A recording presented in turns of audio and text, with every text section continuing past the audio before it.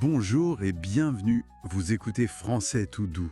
Bonjour à tous. Aujourd'hui, on va explorer un truc sympa. Comment on exprime la surprise en français? Mais genre vraiment. Oui, on va oublier le « je suis surpris » d'Emmanuel, hein. Exactement. L'idée, c'est de voir ce que les francophones utilisent au quotidien, quoi. Tout à fait. On a choisi 4 expressions clés, vraiment courantes. Ah oui?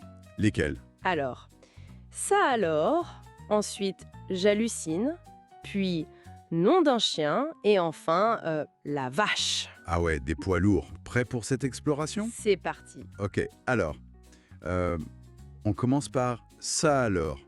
Ça me semble un bon point de départ. Oui, c'est un grand classique, assez poli finalement. Poli et un peu, je sais pas, chic, intemporel. C'est ça, intemporel.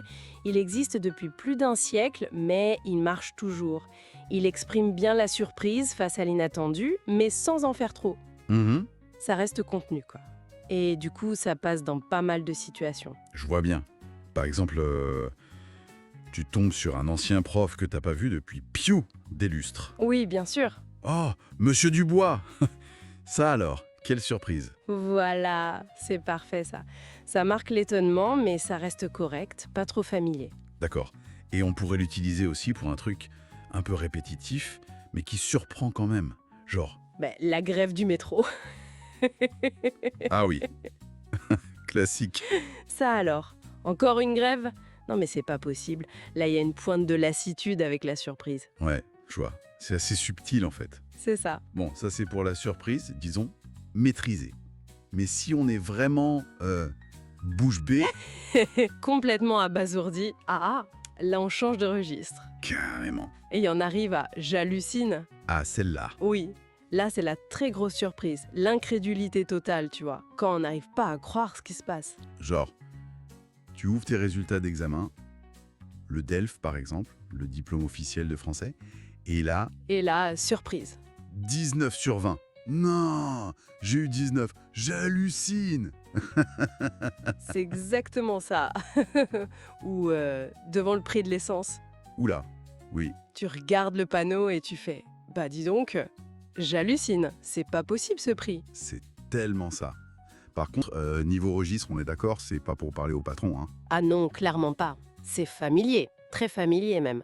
Donc à éviter dans un contexte formel, c'est sûr. Même si tout le monde le dit, Oui, même si c'est hyper courant à l'oral. L'Académie française, bon, elle n'est pas super fan de ce sens du verbe halluciner, mais l'usage, l'usage a gagné. clairement. Compris. Donc, j'hallucine, c'est pour les potes, la famille, ok. Et ensuite, tu as mentionné nom d'un chien. Alors, celle-là, Oui. elle a un côté un peu désuet, non? Un peu vintage. Oui, un peu rétro, c'est vrai. Ça fait un peu penser à Tintin, peut-être. C'est ça. Un peu Tintin. Mais on l'entend encore. Ah oui, moins que les autres peut-être, mais elle existe toujours. Et elle est perçue comme très authentiquement française. Elle a du cachet. Et elle vient d'où, d'ailleurs? C'est curieux comme expression. Ah, l'origine est super intéressante. En fait, c'est ce qu'on appelle un euphémisme. C'est-à-dire, Pour éviter de dire un gros mot ou surtout un blasphème, à l'époque, dire nom de Dieu, c'était très mal vu, c'était péché. ah d'accord. Alors, les gens ont cherché des mots pour remplacer Dieu. Et chien, c'était une des astuces. Malin, non? Carrément, pour exprimer la surprise ou l'énervement. Sans... Sans blasphémer. Incroyable. Une petite histoire dans l'expression, on l'imaginerait bien. Quelqu'un qui répète sa vieille bagnole, elle démarre enfin. Oui, Ah, elle tourne. Nom d'un chien, j'y croyais plus. c'est un super exemple. La surprise, le soulagement, c'est tout à fait ça. Et on arrive à la dernière, la star.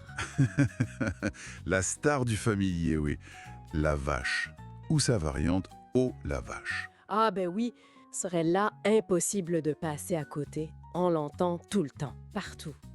Elle exprime une très très forte surprise. Et souvent, il y a une nuance d'admiration dedans, je trouve. Oui, c'est vrai. Genre devant un but incroyable au foot. Exactement. Oh la vache. Un tir de malade. C'est ça. Ce qui est marrant, c'est son histoire. A priori, à l'origine, vache, c'était plutôt négatif. Ah bon? Oui, mais par antiphrase.